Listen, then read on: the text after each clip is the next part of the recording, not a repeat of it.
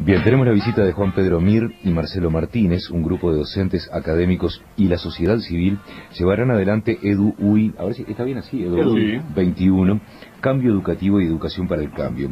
Esta es una iniciativa que apunta a pensar estratégicamente, de manera técnica y plural, los desafíos educativos. Bienvenidos.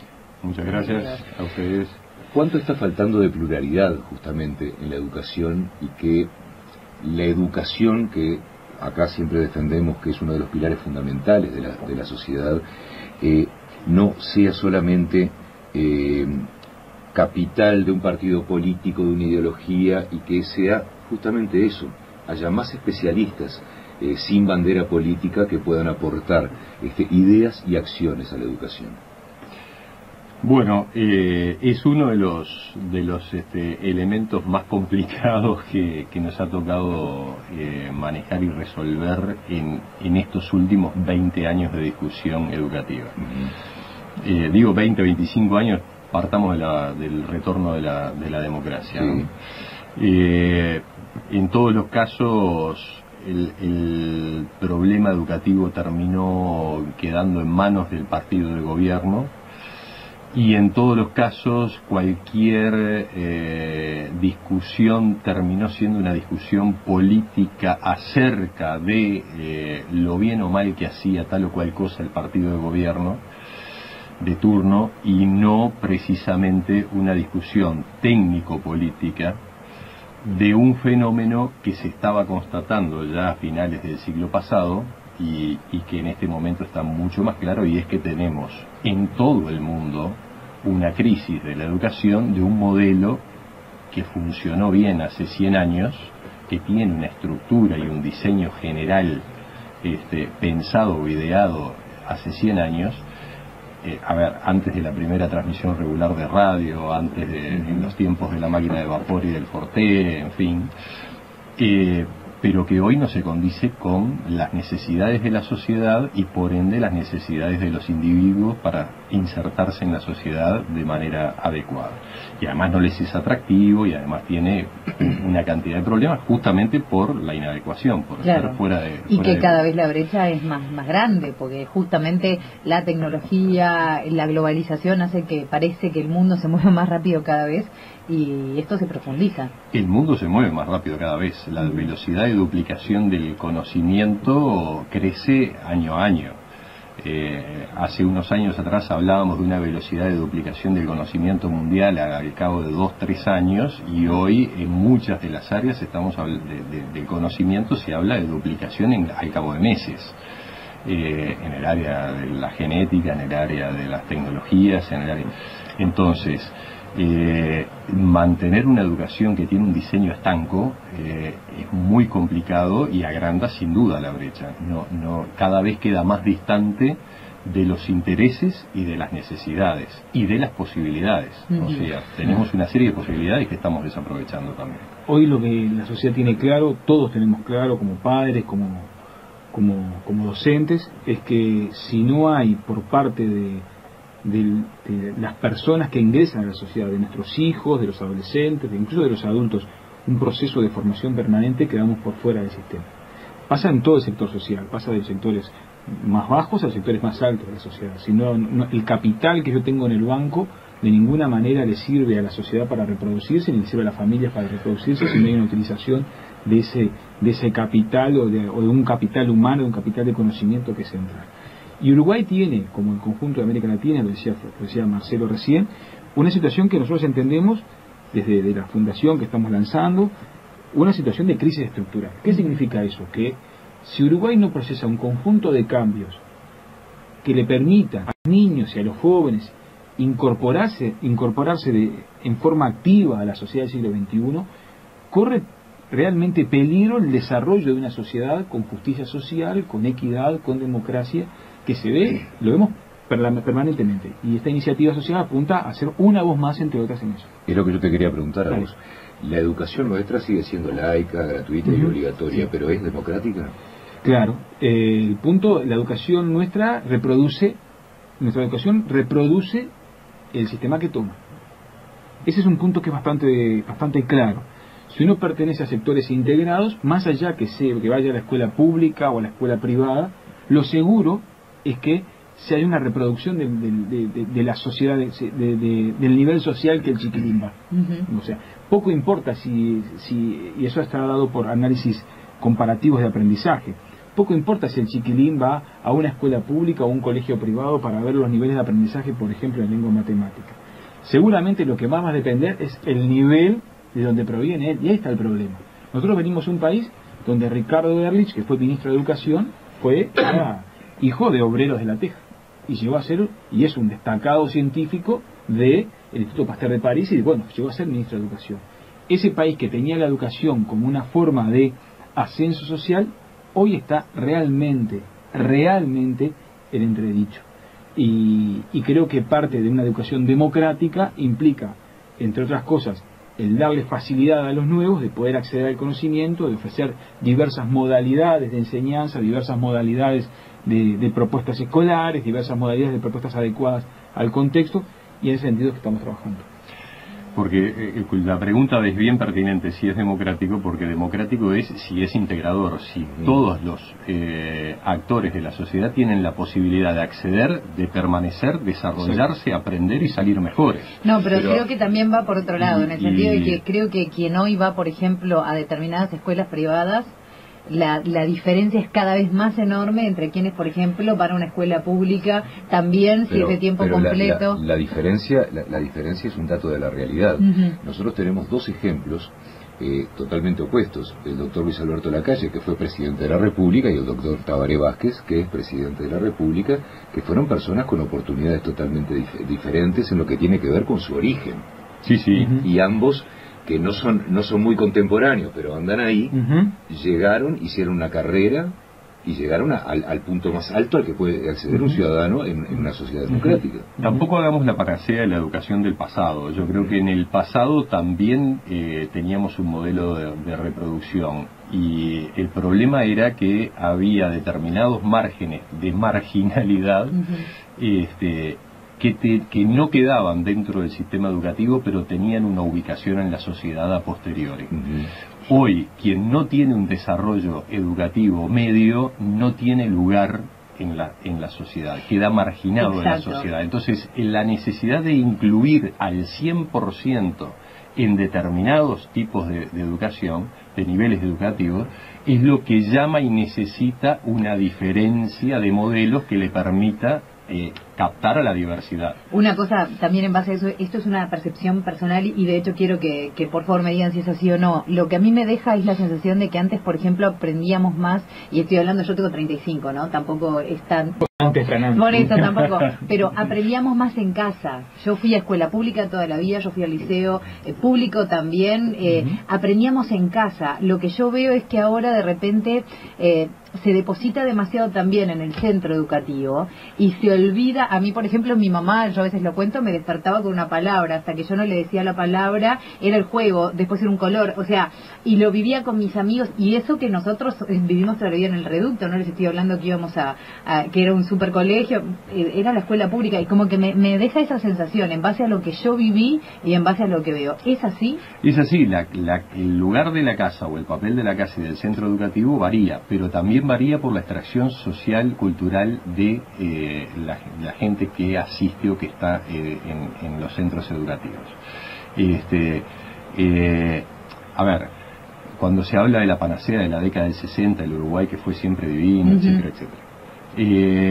En ese momento la cantidad de gente que había en la Universidad de la República eran 18.000 estudiantes. ¿Está bien? 18.000 estudiantes hoy son menos que los que hay en las universidades privadas. La Universidad de la República tiene más de 100.000 estudiantes.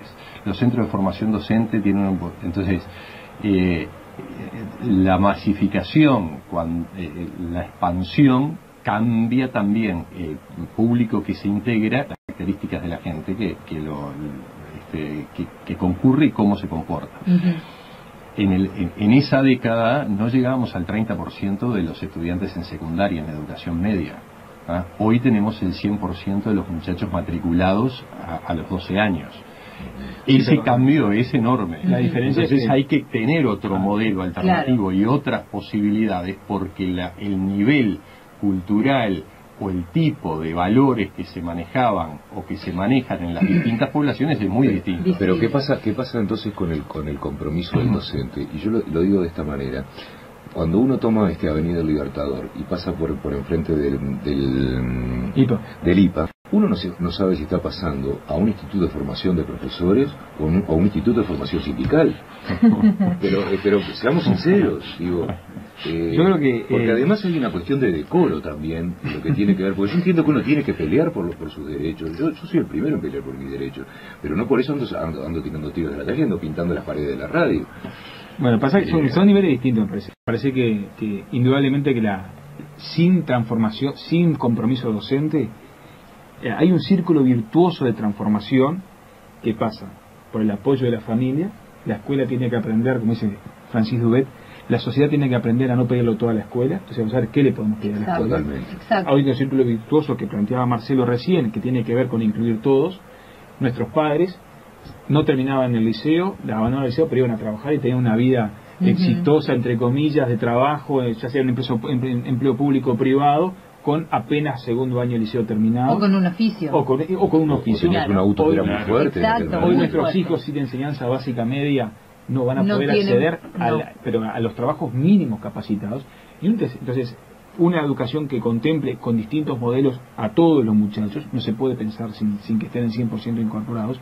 Y lo que plantea, y el tercer punto es los docentes. La profesión docente es central y estratégica, una profesión docente que hoy tenemos los datos del INED, que es una profesión docente que está infravalorada en lo económico, pero también en el nivel de formación, infravalorada en el reconocimiento Uno social. dice cómo cada vez hace más falta educación y cada vez son menos los años que estudian y cada vez es menor la preparación que tiene. Entonces, en la sociedad también, en ese círculo virtuoso está de qué manera la sociedad está dispuesta a mirar y a habilitar a que los docentes podamos insertarlos desde un lugar de producción de conocimiento, de generadores de cultura, de personas que circulan socialmente, que tienen acceso a bienes culturales que pueden compartir con sus alumnos.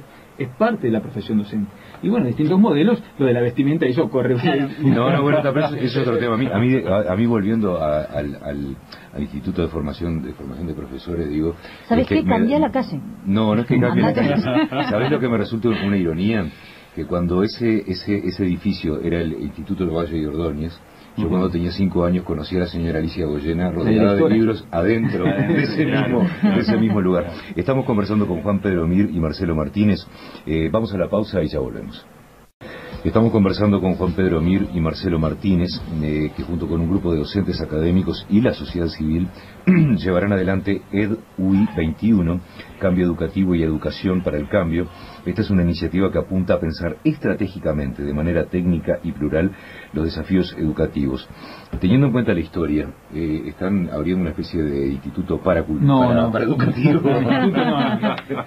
Estuvimos discutiendo qué tipo de organización podíamos crear y surgió esa idea de llamarle iniciativa ciudadana, a partir de distintos actores sindicales, técnicos, docentes, de la sociedad civil, de trabajadores, empresarios, preocupados en general por la situación, en realidad por la construcción de una propuesta que aporte a la ciudadanía sobre el tema educativo, generar una especie de fundación que tenga varios puntos. Primero que nada, tratar de marco plural, poner y aportar a la agenda educativa sobre discusiones de temas de los que estuvimos hablando hoy, los formatos educativos, la profesión docente, los modelos curriculares, las formas de institucionalización docente. Desde ese marco proponer propuestas, proponer espacios de discusión, foros de discusión, proponer hacer actividades en el conjunto del país, proponer instancias también de convocar a gente del exterior que pueda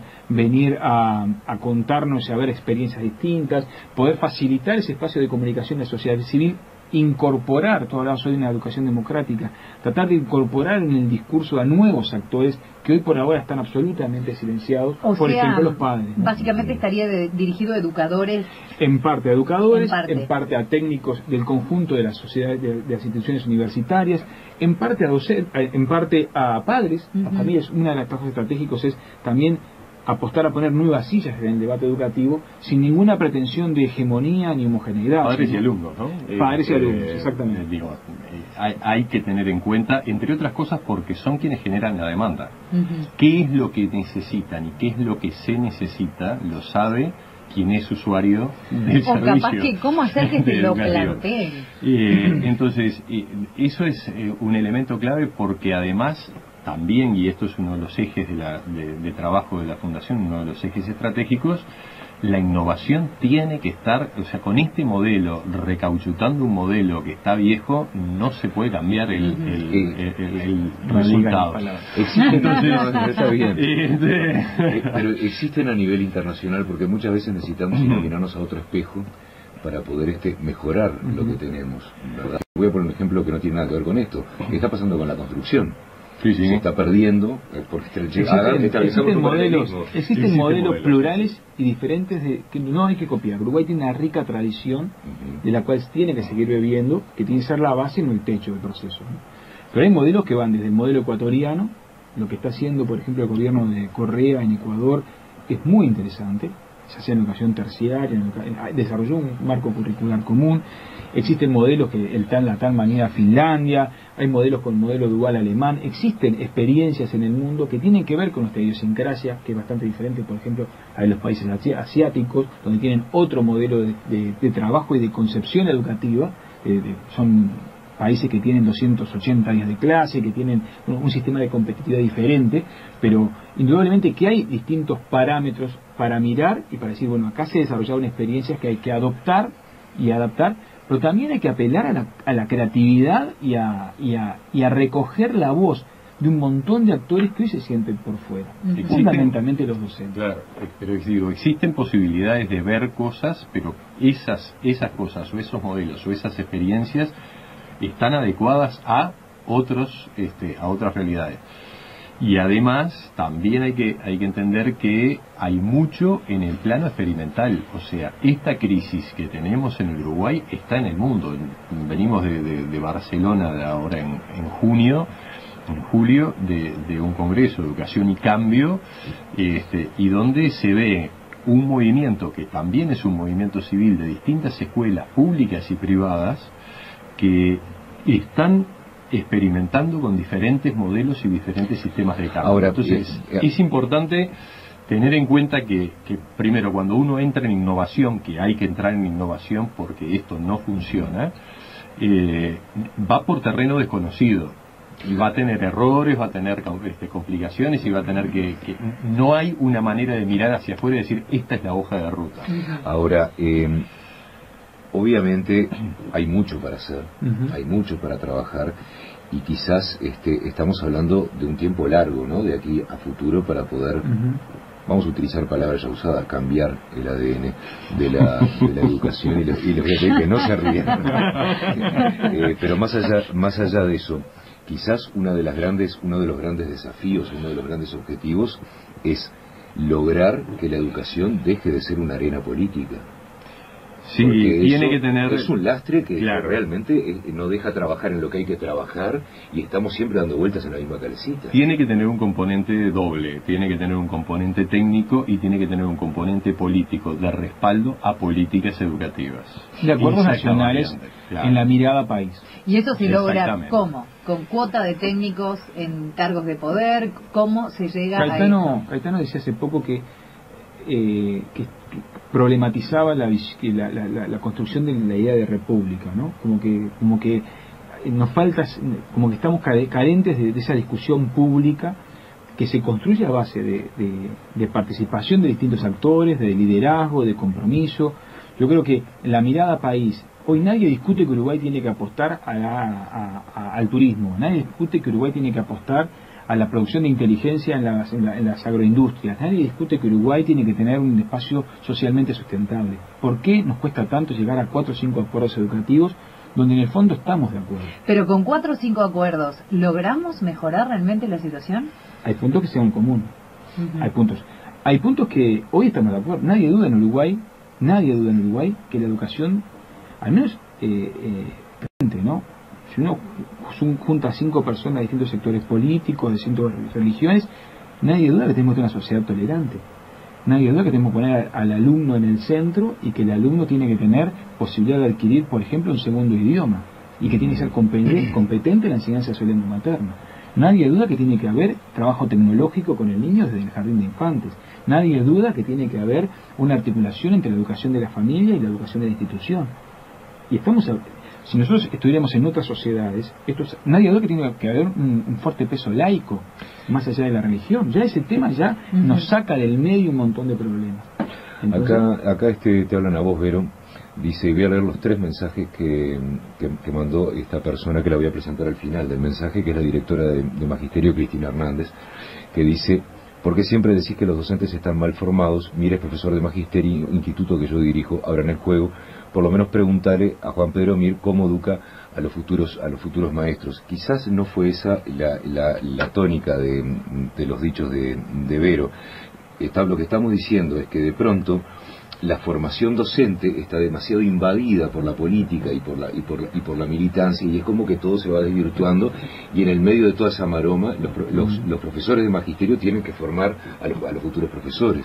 A mí no me asusta que en la formación docente haya discusión política. No me asusta. Creo que la política forma parte de la vida de la sociedad, y creo que uno de los desafíos es formar y seguir profundizando las transformaciones en formación docente, donde, como dice Cristina, a quien mando un saludo, una de mis jefas. Igual nosotros también le mandamos pero creo que lo que pasa hoy en magisterio, cómo se forma, y uno de las patas que somos conscientes es, por ejemplo, en formación docente, de los problemas en la formación docente. Pero, ¿se sacaron horas o no en magisterio? ¿Tienen menos horas de preparación? No es una cuestión de horas, no. Creo que uno de los problemas de magisterio tiene que ver con su lógica, estrictamente de magisterio, con su lógica que todavía no es una lógica de carácter terciario, donde se incorpora la investigación, la extensión y la docencia como elemento central de la formación de los docentes. Yo trabajo en formación docente desde hace muchísimos años, como maestro escritor, ahora como director de práctica, pero indudablemente que creo que la formación docente está todavía a años de lograr avances necesarios para el docente que necesitamos para claro, en la formación de los muchachos, que aparte arrastra la formación de secundaria. ¿Y hay consenso entre los formadores docentes en ese sentido? Hay consenso que hay necesidad de cambio. Yo creo que ese consenso lo hay. Quizá hay diferencias de qué acentos poner, pero la necesidad de articular de que hoy un docente se tiene que formar en la docencia, en la investigación y en la extensión, eso no hay dos lecturas. La necesidad de profundizar la investigación, no hay dos lecturas. Eso hay acuerdo. Voy a hacer una pregunta. ¿Qué opinión les dejó la interpelación de ayer? Una conclusión, aunque sea. ¿Por qué me mirás a mí, Juan Pedro? No tengo opinión, así la puedo decir. Pero Martínez, usted. No tiene que ver con el tema de que estamos acá.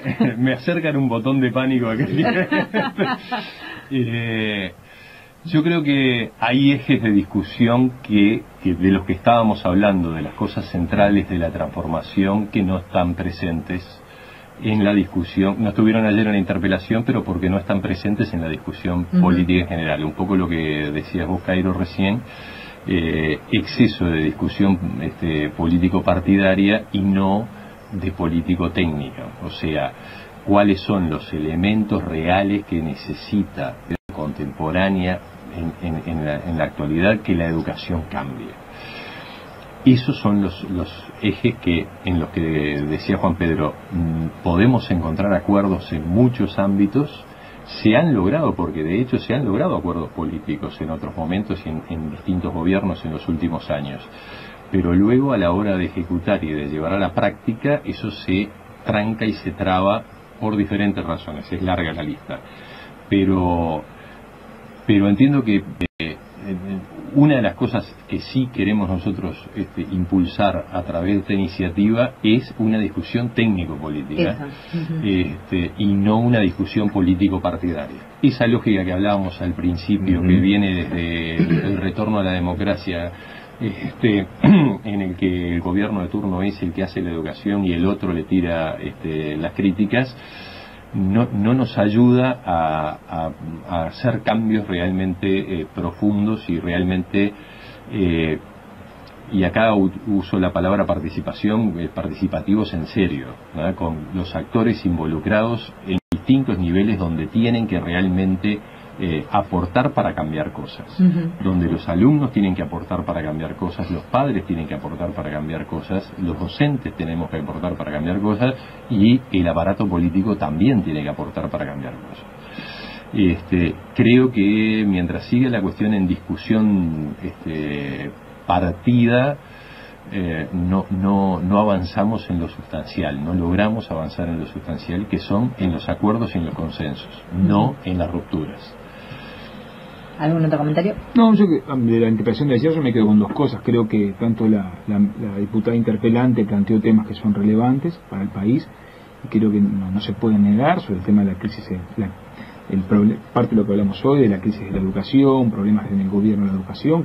Creo que eso cualquier ciudadano lector lo ve, y también creo que algo que planteó la ministra, que hay una base importante de avances en estos años que no podemos negar, ¿no? Venimos de una situación de atraso muy muy importante como país, y bueno, ya hoy estamos en una situación, yo no creo peor que en el 2000 o en el 2005. Ha habido avances cualitativos en algunas áreas de cobertura, de presupuesto, de salario, y sobre esa base seguir construyendo. Esa es la conclusión que me quedo. Para quedarnos con una idea más bajada a tierra de lo que va a pasar justamente con este proyecto acerca de este EDUI 21, perdón. EDUI. Bajarlo a tierra, ¿cuándo empieza? ¿Cómo se consigue información? La actividad de lanzamiento es el próximo miércoles 19 de octubre a las 19 horas en la Casona Maguá. Va a haber una presentación del comité académico y el comité técnico, que son dos espacios de amplia pluralidad. Después hay nombres que van desde decir un nombre implica dejar otro, pero para decir, bueno, está de Gerardo Caetano, Javier de Aedo, está Fernando Lorenzo, está Richard Reed. Hay una pluralidad muy grande. Después en el comité académico hay gente del conjunto del sistema educativo, está el maestro Carlos Varela, la maestra Luz Santos, hay profesores de secundaria, inspectores de secundaria, Manuel Nieto, Ariel Fripp. Hay como para el que que pertenece al ambiente educativo sabe a qué me refiero, buscando esos espacios. Y después ese comité académico va a definir líneas de trabajo para desarrollar durante, en principio, 18 meses en todo el territorio nacional. Muy bien. Quienes quieran participar pueden, de repente tienen alguna página web, Sí. Está en proceso, va a haber una página web va a haber una página web muy importante que se va a convertir en un trabajo. Porque además así se le da más alcance nacional también, inclusive que quienes nos escuchan puedan acceder a la información. Porque tenemos algún mensaje que hace referencia a la escuela rural, por ejemplo, y de equidades entre lo que pasa en las capitales el mecanismo en la web va a ser, vamos a intentar, va a salir ahora elemental y va a ir creciendo, pero vamos a intentar que sea del siglo XXI mismo, que tenga, además de información, que tenga posibilidades de participación, de creación colectiva, de formación, sistemas de distinto tipo que permitan la interactividad entre quienes quieren estar y participar. La participación en EDUI no va a ser exclusivamente presencial, sino que va a tener un componente fuerte vía redes y vía web, ¿no? Le mandamos un saludo muy grande a Cristina Hernández, la directora de Magisterio, y espero que mi madre esté escuchando esto, porque obviamente aquí enfrente hay una muy buena alumna y acá hay un alumno que fue pésimo. Y dice, gracias Cairo, pero con verito, todo con mayúscula, tenemos que hablar. Cuando quiera. Vaya al instituto. No, pero te está diciendo que vayas al instituto. Voy cuando quiera. Además, no tengo que ir a lo de la directora, no tengo que ir a la sala de la directora. Le cuento que también conozco bastante desde adentro y insisto, yo considero que obviamente que no son todos, pero lo veo en cuadernos de chiquitos, cosas que no pueden pasar, Entonces, si ella dice que la educación es suficiente, entonces ¿qué es lo que pasa? Muchas gracias por esta visita. Gracias a ustedes.